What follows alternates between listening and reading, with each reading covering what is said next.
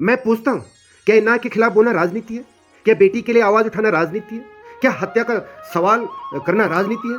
अगर यही राजनीति है तो हाँ, हम ऐसी राजनीति जरूर करेंगे। हम ऐसी राजनीति को करना चाहेंगे और मैं सबसे अनुरोध करूंगा कि ऐसी राजनीति हमें करनी चाहिए। सादर प्रणाम। जय हिंद, जय उत्तराखंड।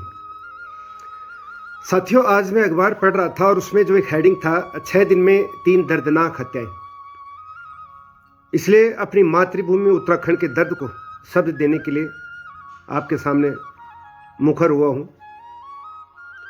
दीदी बुलिया, भाई बंधु, सादर प्रणाम। आज सचाब ठीक वेला और उत्तराखंड को दर्द आपक समय में रखना चाहना चाहूँ। मैं पूर्व विश्वास कर दूँ कि आप ये दर्द जरूर समझ लिया, ये पर मनन कर लिया और बाद में निर्णय भी जरूर ले लिया। आज उत्तराखंड की हालत ऐसे हो गए हैं कि न अपराधियों को पुलिस का डर है, न प्रशासन का भय है और न सरकार को जनता की परवाह है। परिणाम क्या है? अराजकता, भय का माहौल, असुरक्षा और टूटता हुआ भरोसा। आज आम आदमी अगर गुहार लगाना भी चाहे तो पूछता है किससे कहें, कौन सुनेगा, कौन न्याय देगा। बोलने वालों को अपराधी बना दिया जाता है, एक साथ एकमुठ एकजुट होकर के। अगर कोई आम नागरिक या कोई सामाजिक संगठन जनता के दर्द बोलने की कोशिश करता है तो उसे क्या कहा जाता है इस सरकार के द्वारा कि यह राजनीति कर रहा है, माहौल खराब कर रहा है, सरकार को बदनाम कर रहा है। मैं पूछता हूं, क्या इन्ना के खिलाफ बोलना राजनीति है?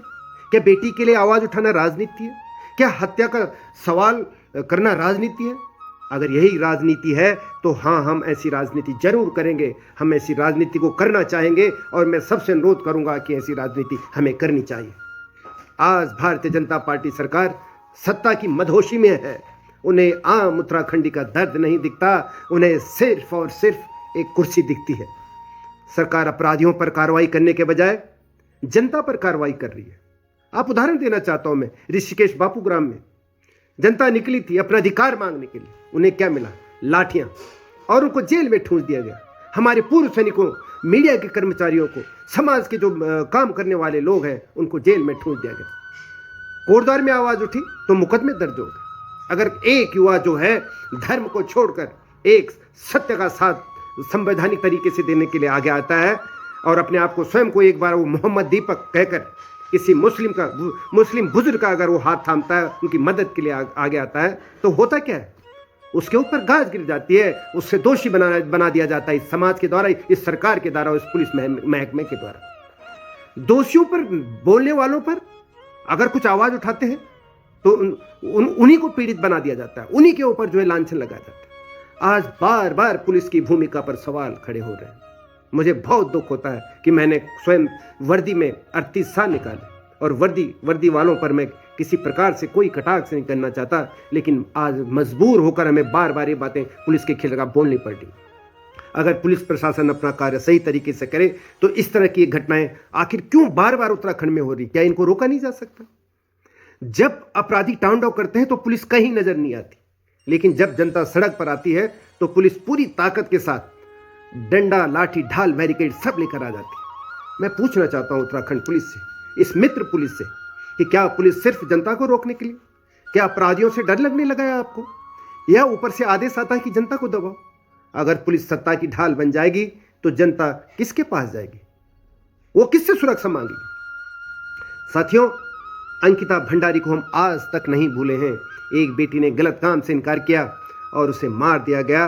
उसके बाद क्या बदला? कुछ नहीं। आज भी हत्याएं हो रही हैं, बलात्कार हो रहे हैं। महिलाएं जो है हमारे उत्तराखंड की बेटी, बहनें, माताएं सब असुरक्षित हैं। अपराधी बेखौफ हैं और सरकार कहती है सब ठीक है, कानून व्यवस्था कंट्रोल में है। अगर यह कंट्रोल है तो अनकंट्रोल क्या होता है?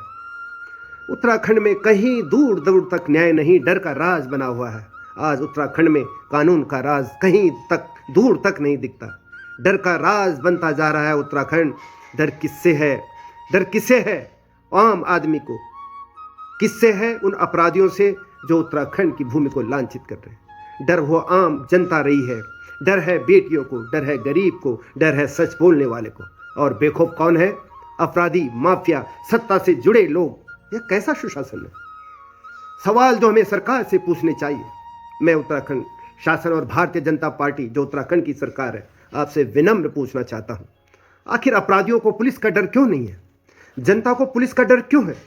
दोषियों पर कार्रवाई क्यों नहीं होती? आवाज उठाने वालों पर मुकदमे क्यों होते हैं? आखिर उत्तराखंड को बर्बादी की ओर कौन ले जा रहा है? इसका फैसला मैं नहीं करूंगा। ये निर्णय मैं आम जनता, जो उत्तराखंड की आम जनता है, उनके ऊपर छोड़ता हूं। आखिर कब तक चुप रहेंगे साथियों? अब यह सवाल यह नहीं है कि सरकार क्या करेगी, सवाल यह है कि हम कब तक चुप रहेंगे। जब बेटी मरेगी तब, जब बेटा मरेगा तब, या जब अपना घर चलेगा तब।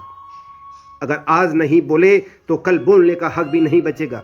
और मैं स्पष्ट शब्दों में समस्त उत्तराखंड देवभूमि की जनता से कहना चाहता हूं, उत्तराखंड को देवभूमि कहा जाता है, लेकिन आज इसे डर की भूमि बनाया जा रहा है। हम चाहते हैं अपराधी डरे, बेटियां सुरक्षित हो, पुलिस जनता के साथ खड़ी हो, लेकिन इसका विपरीत यहाँ पे हो रहा है। आम जनमानस डरा हुआ है और सरकार जनता की नौकर बने, मालिक नहीं। अगर सरकार नहीं सुधरेगी तो जनता बदलेगी। अगर न्याय नहीं मिलेगा तो आवाज़ और तेज होगी, और यह आवाज़ अब चुप नहीं होगी।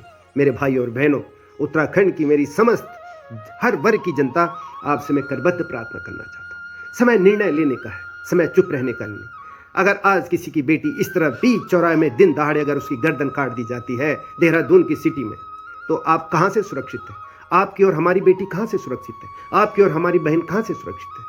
तो इसलिए ये इंतज़ार मत करिए कि जब जो है हमारी बेटी पे आँच आएगी या हमारी बहनों पे आँच आएगी तब हम घर से बाहर निकलेंगे। तो ये बहुत बड़ा अन्याय आप समाज के साथ करते हैं। आगे आइए और ऐसे लोगों को सबक सिखाइए जो हमारे उत्तराखंड की जो धरती है, यहाँ इन्होंने अराजकता फैलाई। राजनीति पार्टी का मैं की ओर से नहीं बोल रहा हूँ। आप एक आम उत्तराखंडी होने के नाते आपको रोड पे आना पड़ेगा, इन सब की आवाज़ बनना पड़ेगा, वरना आज 6 दिन में 3 बेटियों की हत्या होती है। कल आने वाले समय में इससे ज़्यादा आपको देखने को मिलेगा। इसलिए मैं प्रार्थना करना चाहता हूँ, प्लीज़ प्लीज़ प्लीज़ भगवान के लिए घर से निकले। सादर प्रणाम। निर्णय आपको करना है।